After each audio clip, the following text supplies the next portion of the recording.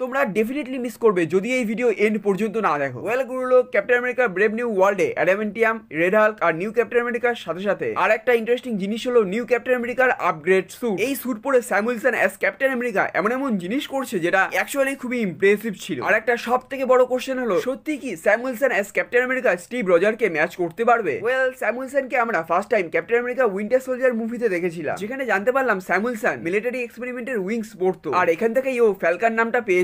Basically Sam উইলসনের suit just এই কারণেই বানানো হয়েছিল, যেখানে মিলিটারি প্লেনস হেলিকপ্টার যেতে পারতো না, সেখানে স্যাম উইলসন গিয়ে অপারেট করতে পারতো। ইভেন ফ্যালকনের স্যুটে রেড উইংস নামের একটা ড্রোন আছে, যেটা অ্যাজ এ স্পাই ড্রোন হিসাবে এনিমিদের খবর ফ্যালকনকে দিত। এছাড়া যখন ওয়াকান্ডা এই স্যুটকে আপগ্রেড করেছিল, তখন এর মধ্যে অরিজিনাল ক্যাপ্টেন আমেরিকার কিছু ডিটেলস কে অ্যাড করেছিল, লাইক আমেরিকার flags colour white and blue. এছাড়া ওর পুরো আর্মার বুলেট প্রুফ ছিল, ওর বুটস ব্ল্যাক প্যান্থারের স্যুটের মতো শক অ্যাবজর্ব করতে পারে। এছাড়া captain America Brave new world মুভিতে স্যাম উইলসন অ্যাজ ক্যাপ্টেন আমেরিকাকে একটা নিউ হেলমেট দেওয়া হয়েছে, আর যেহেতু এই স্যুট ভাইবেনিয়াম মেটাল দিয়ে ক্রিয়েট করা হয়েছিল, এই কারণে এই স্যুট অনেক ডিউরেবল। ইভেন যখন আমাদের অরিজিনাল ক্যাপ্টেন আমেরিকা বিল্ডিং থেকে জাম্প করতো, তখন এই শিল্ড পুরো প্রেসারকে অ্যাবজর্ব করে নিত। But Sam Wilson as Captain America or wings use করে সফট ল্যান্ডিং করে, just like a bird. Even এই ফাইটিং সিকোয়েন্সে ক্যাপ্টেন আমেরিকা ওর শিল্ড ইউজ করে খুবই সুন্দরভাবে 3টে মিসাইলকে ব্লাস্ট করিয়েছিল, আর 4 নম্বর মিসাইলকে আটকানোর জন্য ওর উইংস আর শিল্ড ইউজ করে একটা দারুণ ডিফেন্স গার্ড বানিয়েছিল। আর এই সব কিছু দেখে বোঝা যাচ্ছে স্যাম উইলসন অ্যাজ ক্যাপ্টেন আমেরিকার কাছে অ্যাটাক আর ডিফেন্স করার জন্য অনেক টেকনিক আছে। ইভেন যখন তোমরা ক্যাপ্টেন আমেরিকার হেলমেটকে দেখবে, তখন এটা দেখে মনে হচ্ছে ন্যানোটেক হেলমেট। বাট হ্যাঁ, যেহেতু স্যাম উইলসন অ্যাজ ক্যাপ্টেন আমেরিকার স্যুট পুরোটাই টেকনোলজির উপর বেস আছে, তাই যদি কেউ ওর টেকনোলজিকে নাড়াচাড়া দেয়, তাহলে ডেফিনেটলি স্যাম উইলসন প্রবলেমে পড়বে। আর যেহেতু স্যাম উইলসন স্টিভ রজারের মতন সুপার সোলজার না, তাই ওর টেকনোলজি আর ট্রেনিং এর উপর পুরো ফোকাস দিতে হবে। আর এটার সব থেকে বড় এক্সাম্পল হলো যখন রেড হাল্ক ক্যাপ্টেন আমেরিকার দিকে একটা জ্বলন্ত গাড়ি ছড়ে, তখন ও হাওয়ায় ফ্লিপ করে গাড়িকে মাঝখান থেকে চিড়ে দেয়। আর এই পুরো ট্রেলারে এমন এমন সিনস আছে যেটা প্রুফ করে স্যাম উইলসন কোনো সুপার সোলজার সিরাম ছাড়াই খুবই ইমপ্রেসিভ অ্যাবিলিটি হোল্ড করে। হ্যাঁ, এখন বলতেই পারো স্যাম উইলসন স্টিভ রজারের লিগেসিকে কন্টিনিউ করার জন্য যোগ্য হয়েছে। হ্যাঁ, তোমরা এটাও বলতে পারো স্যাম উইলসন অ্যাজ ক্যাপ্টেন আমেরিকাকে আমাদের অরিজিনাল ক্যাপ্টেন আমেরিকা থেকে একটু ইউনিক পাওয়ারস অ্যাবিলিটি আর টেকনিককে ইউজ করতে দেখতে পেয়েছি। আর হ্যাঁ, এটা সত্যি মার্ভেল ভালো করেছে যে